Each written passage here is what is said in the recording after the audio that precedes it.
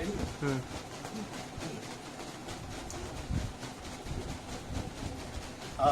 আমরা ভারতের প্রাকৃতিক ভূগোলে ভারতের জলসম্পদ চ্যাপ্টার অন্তর্গত ভারতের নদ নদী সম্পর্কে কিছু জানব। ভারতকে বলা হয় নদীমাতৃক দেশ। নদীমাতৃক দেশ বলার পেছনে যে কারণগুলি রয়েছে এই মানচিত্রের দিকে তাকালে অনেকটা বোঝা যাচ্ছে যে ভারতের মধ্যে প্রায় 14টি প্রধান নদী, তার মধ্যে সিন্ধু, গঙ্গা, ব্রহ্মপুত্র, কাবেরী, কৃষ্ণা, গোদাবরী, মহানদী, নর্মদা, তাপ্তি ইত্যাদি ও প্রায় 44টি ছোট ছোট নদী পুরো জালের আকারে অবস্থান করে আছে। তাই ভারতকে নদীমাতৃক দেশ এই কারণেই বলা হয়।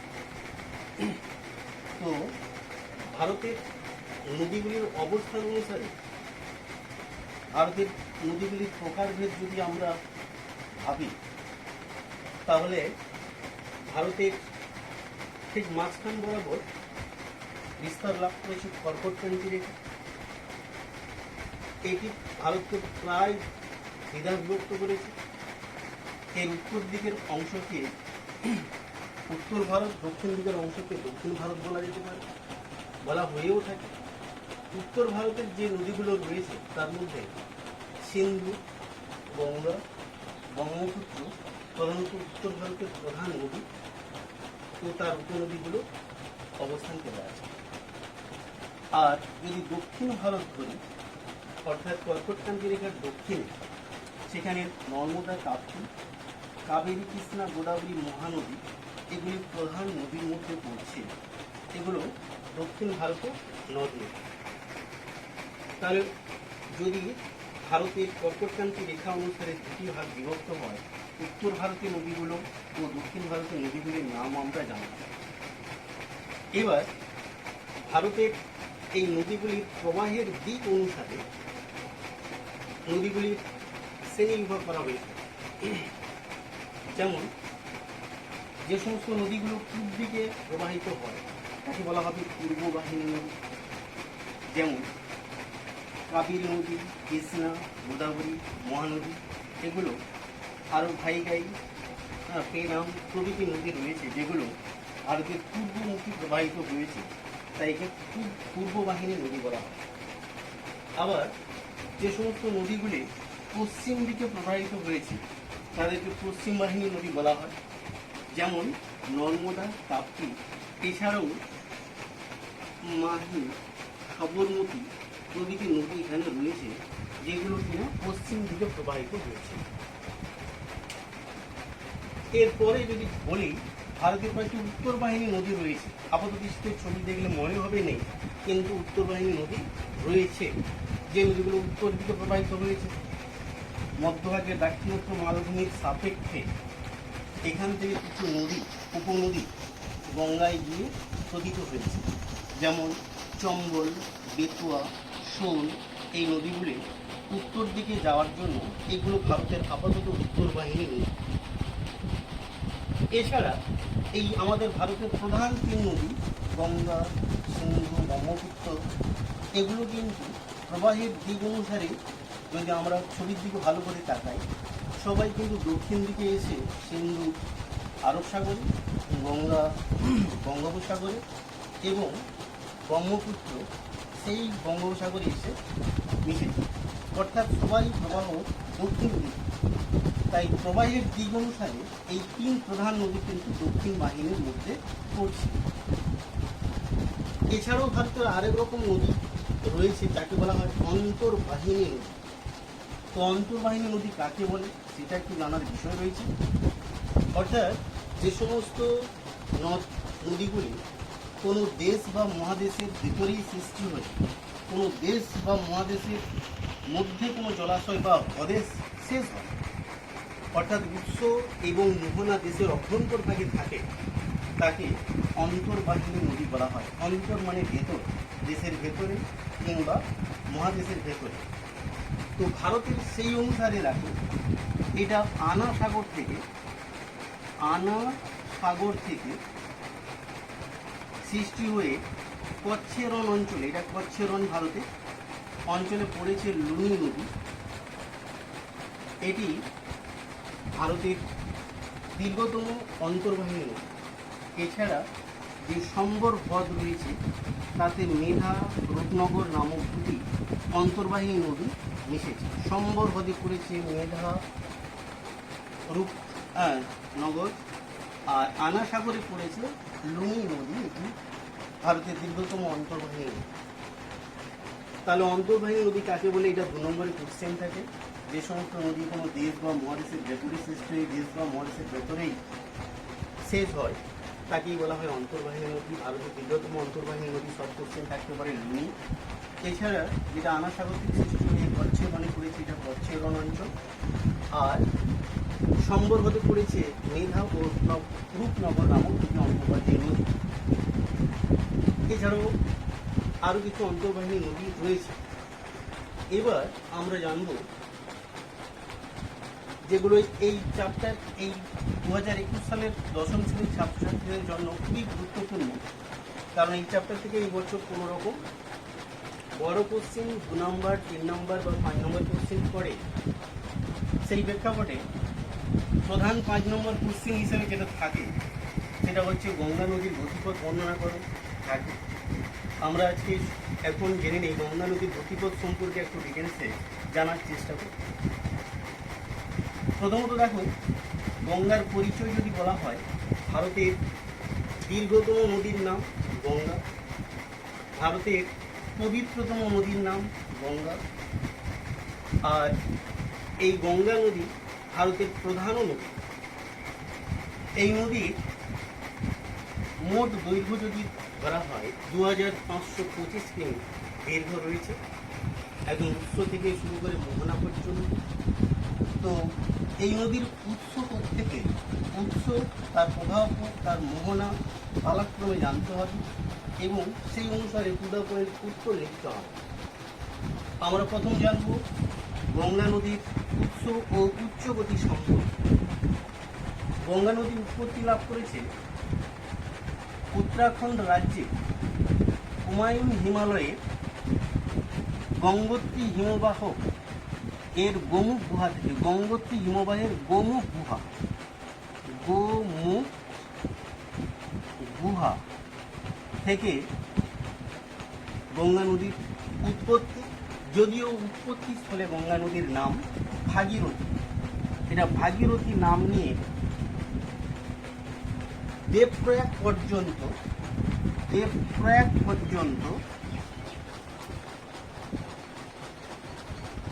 তার উচ্চগতি। দেবপ্রয়াগ পর্যন্ত ভাগীরথী নাম নিয়ে প্রবাহিত হয়েছে, উচ্চগতি নয়। এবং শতপন্থ নামক হিমবাহ থেকে এই যে গোমুখ গুহা প্রায় 7000 মিটার উঁচুতে অবস্থিত। তাই সেখান থেকে বরফ গলা জলে পুষ্ট নদী দক্ষিণ দিকে আসছে, নাম ভাগীরথী। অন্য একটি হিমবাহ থেকে, শতপন্থ নামক হিমবাহ থেকে উৎপত্তি লাভ করেছে অলকানন্দা, যেটা রুদ্রপ্রয়াগের কাছে মন্দাকিনীর সঙ্গে মিলিত হয়ে অলকানন্দা মন্দাকিনী মিলিতভাবে এসে ভাগীরথীর সঙ্গে মিলিত হয়েছে হরিদ্বার কাছে, এই দেবপ্রয়াগের কাছে। আর এই দেবপ্রয়াগের কাছে মিলিত হওয়ার পর অর্থাৎ ভাগীরথী আর অলকানন্দা মন্দাকিনী নাম হলো গঙ্গা, যেটা উত্তরাখণ্ডের হরিদ্বার পর্যন্ত প্রবাহিত হয়েছে অনেকটা দক্ষিণ দিকে।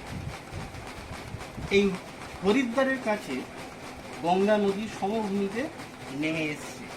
অতএব এই উৎস অঞ্চল গঙ্গোত্রী হিমবাহের গোমুখ গুহা থেকে হরিদ্বার পর্যন্ত, এই স্থান পর্যন্ত গঙ্গা নদীর পার্বত্য প্রবাহ অর্থাৎ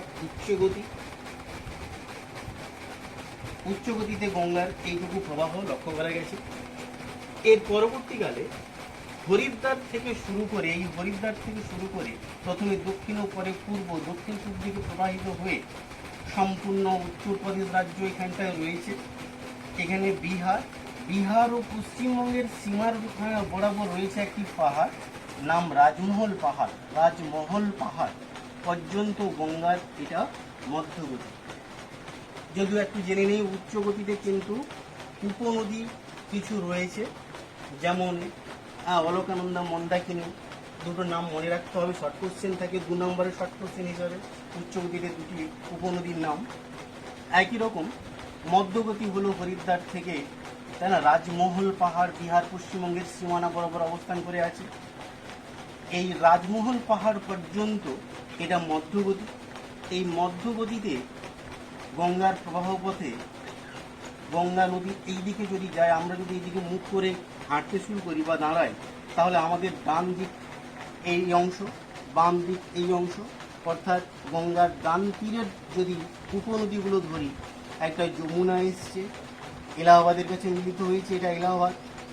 চম্বল, বেতুয়া যমুনার সঙ্গে মিলিত হয়ে গঙ্গার সঙ্গে মিশেছে। যমুনা ভারতের দীর্ঘতম উপনদী, সঙ্গে সঙ্গে গঙ্গারও দীর্ঘতম উপনদী। এবার এলাহাবাদের কাছে আরও সরস্বতী নদী এসেও মিলিত হয়েছে। গঙ্গা, যমুনা, সরস্বতী 3 নদীর মিলনস্থল এই এলাহাবাদ। এরপর গঙ্গার প্রবাহপথে ডান দিকে উপনদী হিসাবে সোন রয়েছে, এগুলো ডান তীরের উপনদী মধ্য গতিতে। আর বাম তীর গঙ্গা নদী এই দিকে প্রবাহিত হলে আমাদের সাপেক্ষে যদি এদিকে তাকাই, তাহলে এটা বাম দিক। বাম দিকে রয়েছে গোমতী, ঘরঘরা, গণ্ডক, কোশি। এই কোশি নদী বিহারের উপরে দিয়ে এসছে, নেপাল হয়ে বিহারের উপর দিয়ে এসে গঙ্গার সঙ্গে মিলিত হয়েছে। কোশি নদীতে বর্ষাকালে অতিরিক্ত জল বেড়ে যাওয়ার কারণে বিহারে একটা বিস্তীর্ণ অঞ্চল জুড়ে বন্যার সৃষ্টি করে, তাই বিহারের দুঃখ বলা হয় এই কোশি নদীকে। তো এটা গেল গঙ্গা নদীর মধ্যবর্তী। লিখতে হবে মধ্যবর্তীর অবস্থান কত দূর থেকে কত দূর, হরিদ্বার থেকে রাজমহল পাহাড়, তার ডান তীরে কিছু উপনদী রয়েছে, বাম তীরে কিছু রয়েছে। যমুনা দীর্ঘতম উপনদী, ভারত তথা ভারতেরই দীর্ঘতম উপনদী, গঙ্গারও দীর্ঘতম উপনদী। উদাহরণ একটা শর্ট কোশ্চেন করতে পারে। মধ্যগতিতে দুটি ডান তীরের উপনদীর নাম, দুটি বাম তীরের উপনদীর নাম 2 নম্বর কোশ্চেন হিসেবে পড়তে থাকে, আমার কোশ্চেনে থাকে। পরবর্তীকালে যদি বলি, এই রাজমহল পাহাড় থেকে শুরু করে গঙ্গা আমাদের পশ্চিমবঙ্গে প্রবেশ করলো। এই অংশের গড় ঢাল অনেকটা ছিল, এদিকে যেখানে 150 মিটার উঁচু পশ্চিম দিকে হরিদ্বারের দিকে, ঠিক একই রকম রাজমহল পাহাড়ের দিকে প্রায় 50 মিটারের দিকে উঁচু, অর্থাৎ ঢাল অনুসারে নদী এসছে। এরপর ভারত যখন গঙ্গা নদী পশ্চিমবঙ্গে প্রবেশ করে যাচ্ছে, তখনই নিম্নগতি শুরু হয়ে গেল, ঢাল অনেকটা কমে গেছে, সমভূমির উপর দিয়ে প্রবাহিত হচ্ছে। তো গঙ্গা নদী পশ্চিমবঙ্গে প্রবেশ করে মুর্শিদাবাদ জেলার ধুলিয়ানের কাছে দুটি ধারায় ভাগ হয়ে গেল। একটা পদ্মা নামে পূর্ব দিকে গিয়ে মেন শাখা হিসেবে বাংলাদেশে প্রবেশ করল, পরবর্তীকালে সে যমুনার সঙ্গে মিলিত হয়ে মেঘনা নাম দিয়ে বঙ্গোপসাগরে মিশেছে। অপর একটি শাখা নদী গঙ্গার শাখা নদী সৃষ্টি হলো নিম্নগতিতে। গতিবেগ কমে যাওয়ার কারণে কঠিন শিলা যদি বাধা পায়, তাহলে বিভক্ত হয়ে প্রবাহিত হয়, তখন শাখা নদীর সৃষ্টি হয়। এখানে সেই শাখা নদীর সৃষ্টি হয়েছে, তাই না। দক্ষিণমুখী যে শাখাটি আছে তার নাম ভাগীরথী। প্রারম্ভিক পর্যায়ে ভাগীরথী পথ সে দক্ষিণ দিকে আসার পর হুগলি জেলায় হুগলির সঙ্গে মিলিত হয়ে ভাগীরথীর হুগলি নাম নিয়ে সে বঙ্গোপসাগরে পড়েছে। অর্থাৎ মোহনা হলো বঙ্গোপসাগর, গঙ্গা নদীর মোহনা। নিম্নগতি হলো রাজমহল পাহাড় থেকে বঙ্গোপসাগর। এর মধ্যে মুর্শিদাবাদের ধুলিয়ানের কাছে দুটি ধারায় ভাগ হয়ে গেল। একটা পূর্ব দিকে বাংলাদেশে প্রবেশ করে যমুনার সঙ্গে মিশে বঙ্গোপসাগরে মেঘনা হয়ে বঙ্গোপসাগরে পড়েছে। অপর শাখাটি দক্ষিণ দিকে প্রবাহিত হয়েছে ভাগীরথী নাম। মনে রাখতে হবে উৎস অঞ্চলে ছিল ভাগীরথী নাম, এবং আবার নিম্নগতিতে শাখা নদী হিসাবেও ভাগীরথী নাম নিয়ে দক্ষিণ দিকে যাচ্ছে। পরে হুগলির সঙ্গে মিলিত হয়ে ভাগীরথীর হুগলির নাম নিয়ে বঙ্গোপসাগরে পড়ল। এই নিম্নগতিতে ডান ও বাম দিকে কতগুলো উপনদী থাকে, যেমন মহানন্দা নদী, যেটা সিকিম থেকে এসছে। ওটার কোন দিকে না বাম তীরে নদী, এদিকে আসছে মানে এদিকটা ডান ওদিকটা বাম। মহানন্দা, কুলিক এগুলো বাম তীরের উপনদী। ডান তীরে অজয়, দামোদর, ময়ূরাক্ষী ইত্যাদি, কংসাবতী ইত্যাদি উপনদীগুলো রয়েছে। এখানে শর্ট কোশ্চেন থাকে, তাই না? গঙ্গার নিম্নগতিতে ডান তীরে দুটি উপনদীর নাম কিংবা বাম তীরে দুটি উপনদীর নাম লেখো 2 নম্বর কোশ্চেন হিসাবে তোমাদের থাকতে পারে। এটা ভারতের দীর্ঘতম ও প্রধান নদী গঙ্গার পরিচয়। এখানে উচ্চগতি পেলাম, রাজমহল পাহাড় পর্যন্ত মধ্যগতি পেলাম, নিম্নগতি। 3টি গতিপথ থাকার জন্য একে আদর্শ নদীও বলা হয়। আর এই নদী একটা বিশেষ গুরুত্ব রয়েছে। এই পুরো অঞ্চলটার একটা বিস্তীর্ণ সমতল ভূমি সৃষ্টি করেছে। স্বাদু জল, বরফ দেওয়া জল প্রবাহিত হয়েছে, যোগাযোগ ব্যবস্থার উন্নতি ঘটিয়েছে, কৃষি, শিল্প, পরিবহন সব কিছুতে বিকাশ লাভ করার জন্য এই অঞ্চলে ভারতের ঘনবসতি লক্ষ্য করা গেছে। তো এই জায়গায় বলে দিই, এখানে অনেকগুলো প্রধান প্রধান শহর এই গঙ্গার তীরে আছে, এটাও লিখতে পারো। যেমন দেবপ্রয়াগ, হরিদ্বার, এলাহাবাদ, এদিকে রয়েছে কানপুর, আর বিহারের পাটনা, আমাদের পশ্চিমবঙ্গের নবদ্বীপ, মুর্শিদাবাদ থেকে শুরু করে কলকাতা, হাওড়া হয়ে হলদিয়া, মোহনায় রয়েছে এতগুলো উল্লেখযোগ্য শহর এখানে অবস্থান করে আছে। এটা হলো আমাদের গঙ্গা নদীর পরিচয়, প্রধান নদী। এটা 5 নম্বরের কোশ্চেন হিসাবে থাকে। এছাড়াও কোনো কোনো বছর ব্রহ্মপুত্র নদীর পরিচয়ও 5 নম্বর কোশ্চেন হিসাবে দিয়ে দেয়। এটা ব্রহ্মপুত্র নদীর পরিচয়টা আমরা একটু জেনে নিই। এটাও মানস সরোবরে চেমায়ুং দুং হিমবাহ, এটা তিব্বত মালভূমির অন্তর্গত। মানস সরোবরের চেমায়ুং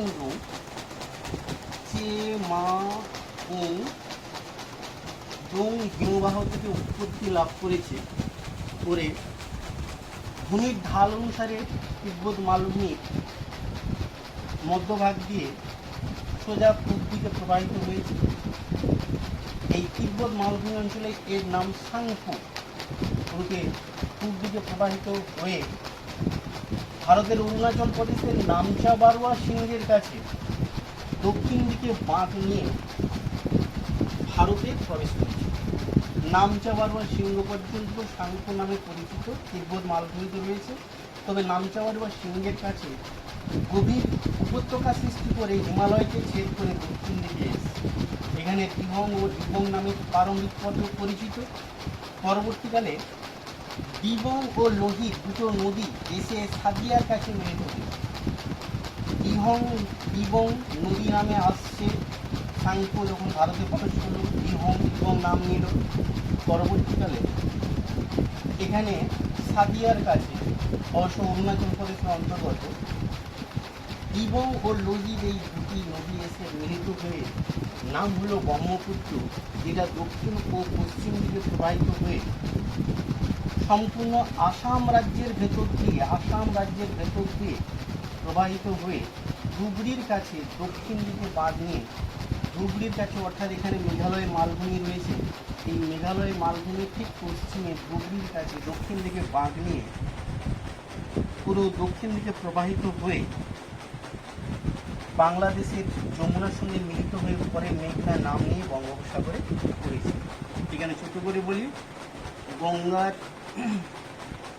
এই ভাগীরথীর হুগলি ও পদ্মা এবং ব্রহ্মপুত্রের যমুনা মিলিতভাবে এখানে তার পৃথিবীর বৃহত্তম নদী বদ্বীপ অঞ্চল সৃষ্টি করেছে, তাই না? নদী গঠিত বদ্বীপ অঞ্চল সৃষ্টি করেছে, পৃথিবীর বৃহত্তম নদী গঠিত বদ্বীপ অঞ্চল গঙ্গা ও ব্রহ্মপুত্র নদীর বদ্বীপ অঞ্চল নামে পরিচিত। তো ব্রহ্মপুত্র নদীর আমরা গতিপথ জানলাম। উৎস অঞ্চল চেমায়ুং দুংপু, তিব্বতীয় মালভূমি অঞ্চলের উপর দিয়ে প্রবাহিত হয়েছে সাংপু। নামচা বারোয়া সিংহের কাছে হিমালয় পর্বতকে গভীরভাবে প্রকৃত করে ভারতে প্রবেশ করেছে।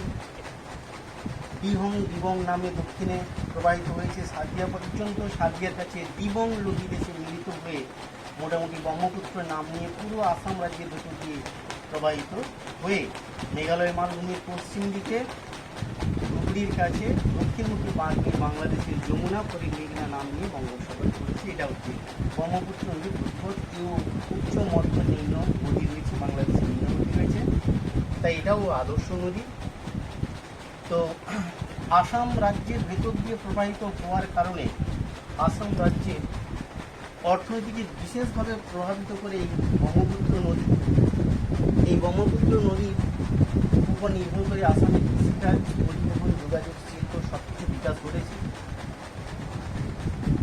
আর এই ব্রহ্মপুত্র নদীতে অবস্থিত নদীর মাঝখানে নদী দ্বীপ নাম মাজুলি। এই ব্রহ্মপুত্রের নদীতেই রয়েছে মাজুলি দ্বীপ, যেটি ভারত তথা এশিয়ার বৃহত্তম নদী দ্বীপ।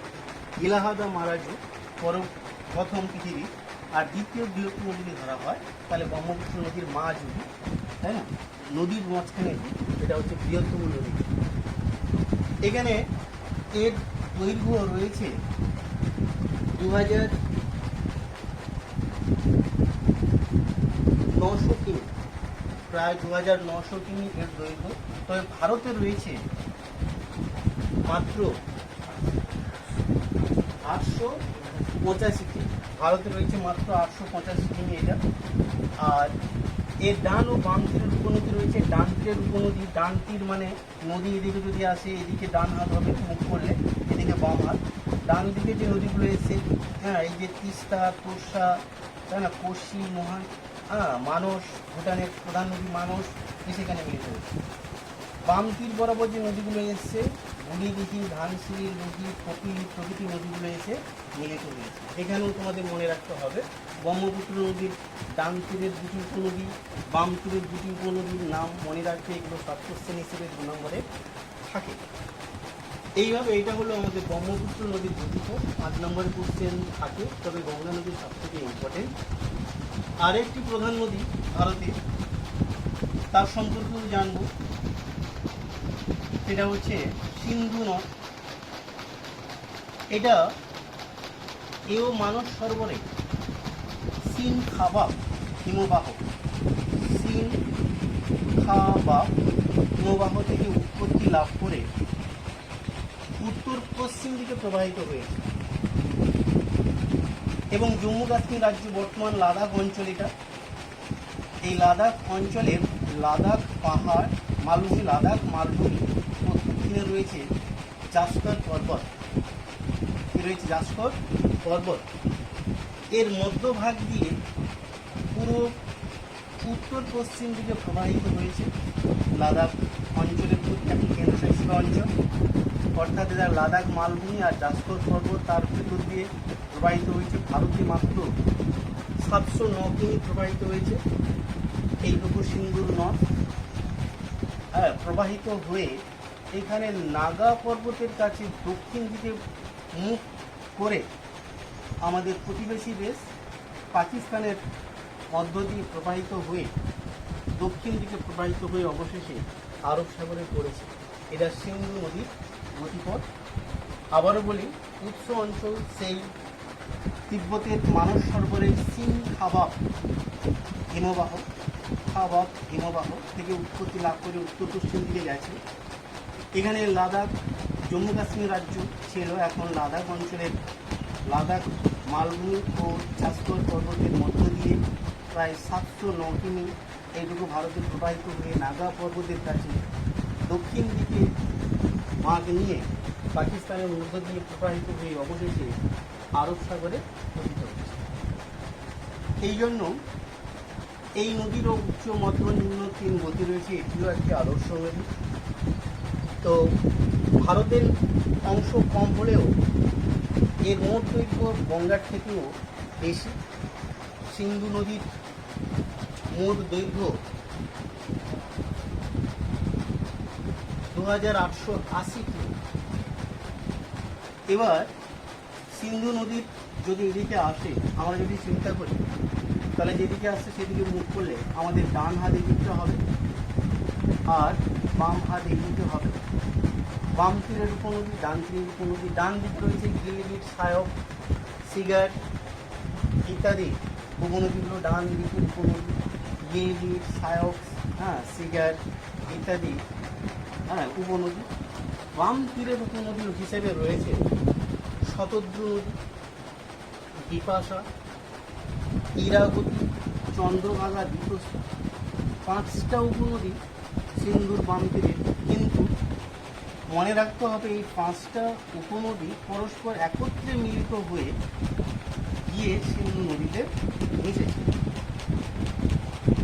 তাই সিন্ধুর বাম তীরের উপনদী এই 5টা, কিন্তু এক জায়গায় মিলিত হয়ে সিন্ধু নদীতে পড়েছে। এটা সবগুলো মনে রাখবে। এটা শর্ট কোশ্চেন হিসেবে অনেক সময় থাকে। তো আবার অনেক সময় থাকে পঞ্চ নদীর নাম লেখো, যেটা হচ্ছে কি শতদ্রু, বিপাশা, ইরাবতী, চন্দ্রভাগা, তিস্তা।